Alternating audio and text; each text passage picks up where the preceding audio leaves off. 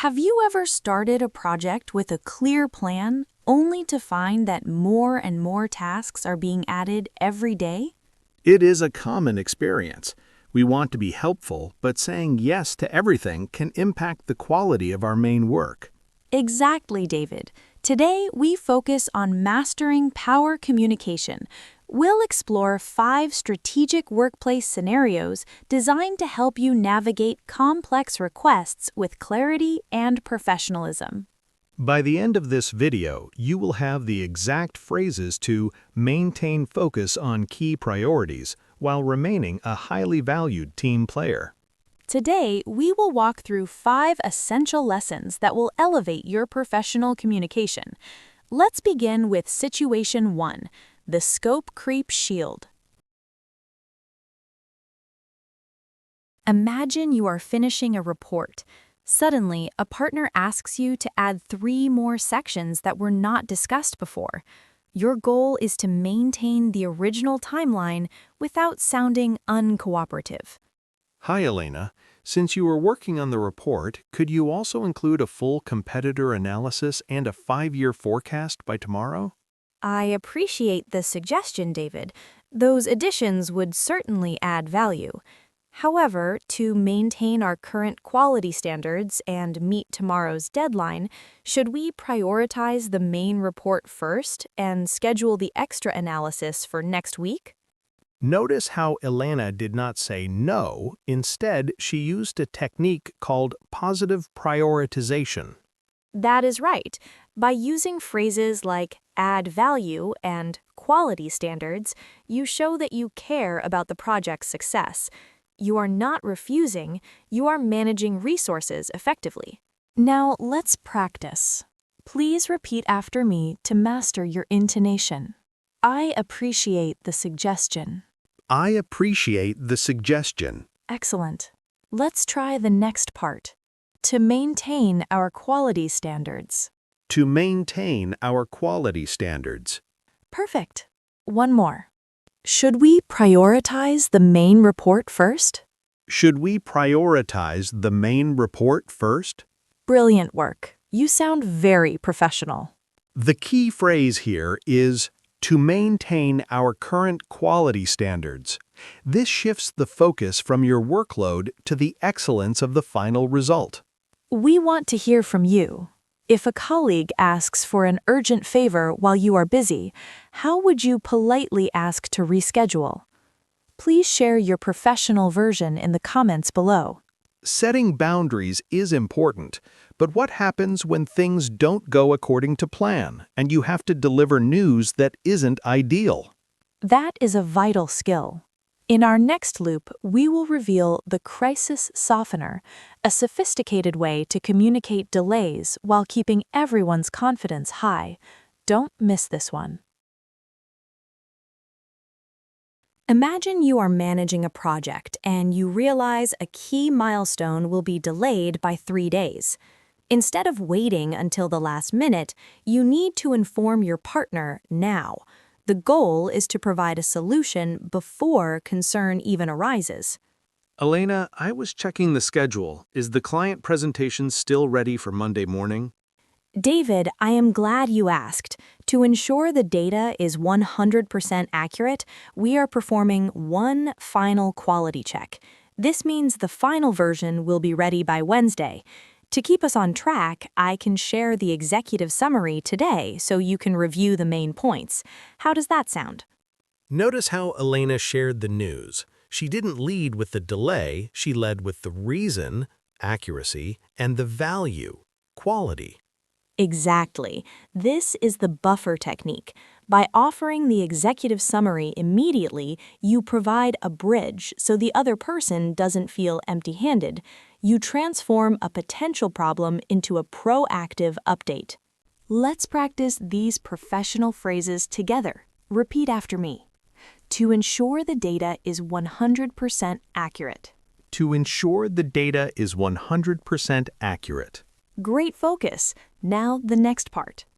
I can share the executive summary today.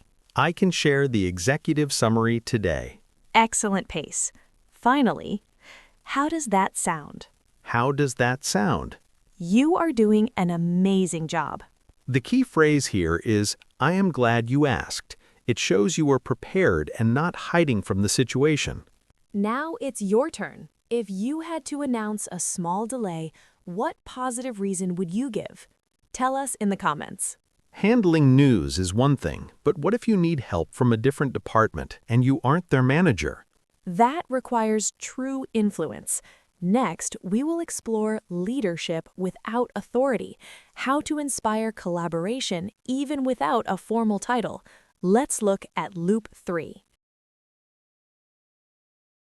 In this scenario, you need a favor from the design team to finish your presentation, but they are very busy with their own tasks. You need to persuade them to assist you because it benefits the whole company, not just you. Hi, Elena. I know your team is busy, but I really need these slides updated by this afternoon for the board meeting. Hi, David. I understand your team has a lot on its plate right now. Since this board meeting will determine the budget for our shared project next quarter, your expertise would be vital. If we can spend 15 minutes together now, could we find a way to make this work for both of our schedules? This is a brilliant approach. Elena used alignment of interests. She linked David's work to a result that helps his team too, the budget. Correct. When you don't have authority, you use influence. By acknowledging their busy schedule first, you show respect, which makes them much more likely to support you. Now let's refine your speaking skills. Please repeat after us. I understand your team has a lot on its plate. I understand your team has a lot on its plate. Very natural. Next, your expertise would be vital. Your expertise would be vital. Perfect. And the closing? Could we find a way to make this work? Could we find a way to make this work? Wonderful. You are speaking like a true leader. Our favorite phrase here is, your expertise would be vital. It makes the other person feel valued rather than used. Have you ever had to ask for help from another team? What was the most successful way you did it? Share your experience below. We've learned how to lead without a title. But what happens when you disagree with an idea during a meeting? That is where many people feel nervous. Up next, we will show you how to use the data-driven alternative perspective to stay professional while standing your ground. Stay tuned. Imagine you are in a meeting. A colleague suggests an idea that you believe might not work based on recent performance reports. Instead of saying, I disagree, you will use objective facts to guide the conversation toward a better result. I think we should invest our entire remaining budget into social media ads for the next month to increase our reach immediately. I see your point, David. Increasing our reach is definitely a priority. However, looking at our last quarterly report, our conversion rate was actually higher through our email newsletter. Based on that data, perhaps we could consider a balanced approach to ensure we get the best return on our investment. What do the numbers suggest to you? That was very smooth. Notice how Elena used the word however paired with data. She didn't attack the person, she questioned the strategy using evidence. Correct. This is called objective pivoting. By asking, what do the numbers suggest, you invite the other person to look at the facts with you, turning a potential argument into a collaborative analysis. Let's practice these sophisticated phrases. Repeat after me. I see your point. I see your point. Looking at our last quarterly report, Looking at our last quarterly report, perhaps we could consider a balanced approach? perhaps we could consider a balanced approach. Excellent. You sound very objective and professional. The key phrase here is, what do the numbers suggest?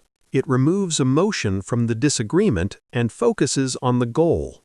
Think about a time you had a different opinion in a meeting. Did you use data to explain your view? Tell us your story in the comments below. Disagreeing during a project is one thing, but what happens after a project ends, especially if the results were not what you expected? That is the ultimate test of professionalism. In our final loop, we will explore the after-action review, the best way to turn a setback into a future success. A recent marketing campaign did not meet its target. Instead of looking for someone to blame, you are leading a brief meeting to understand what happened and how to improve. This is about building a solution-oriented culture. The campaign numbers are much lower than we expected. I think the creative team didn't provide the right assets on time. I understand the frustration, David. However, let's focus on the process rather than the individuals. If we look at the workflow, where did the communication gap occur? Let's identify 2 specific adjustments we can make to ensure our next launch is a success. This is a masterclass in leadership. Elena shifted the focus from who to how. Exactly. By using the phrase focus on the process, you protect the team's morale while still solving the problem. It turns a negative situation into a valuable learning opportunity for everyone. Now, let's practice these final power phrases. Let's focus on the process. Let's focus on the process. Where did the communication gap occur? Where did the communication gap occur? To ensure our next launch is a success. To ensure our next launch is a success. Wonderful work. You are ready for any professional challenge. The key phrase is, where did the communication gap occur? It is a very polite way to find the root of a problem. Do you think it is better to focus on the person or the process when something goes wrong? Type process or person in the comments and tell us why. We have covered 5 powerful scenarios today, from protecting your boundaries to leading through setbacks. But how do we bring all these lessons together to truly transform your career? Let's move to our final recap to lock in these executive skills. David, we have traveled through some very significant professional scenarios today. What is your main takeaway from these 5 lessons? I am truly impressed by the consistency, Elena. Whether we are protecting our schedule in Loop 1 or managing a delay in Loop 2, the secret is always about transparency and value. Exactly. It is not just about the words we use, but the executive mindset. Like in Loop 3, the leadership without authority framework is about showing others how a project benefits everyone, not just yourself. And I loved the data-driven alternative perspective in Loop 4.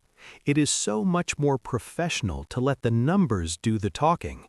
It keeps the atmosphere positive and productive. Most importantly, as we saw in Loop 5, a true professional never looks for someone to blame. They look for a process to improve. That is how you build a lasting career and a respected reputation. Today, you didn't just learn English phrases, you learned how to navigate the modern business world with grace and confidence. Remember, your communication is your signature. Every email, every meeting, and every conversation is an opportunity to show your professional excellence. If you found these techniques helpful, please give this video a thumbs up. It helps us reach more professionals like you around the world. And don't forget to subscribe. In our next video, we will reveal a powerful technique for executive storytelling, how to present your ideas with clarity, logic, and persuasive impact. Thank you for joining us today. Keep practicing, keep growing, and we will see you in the next lesson.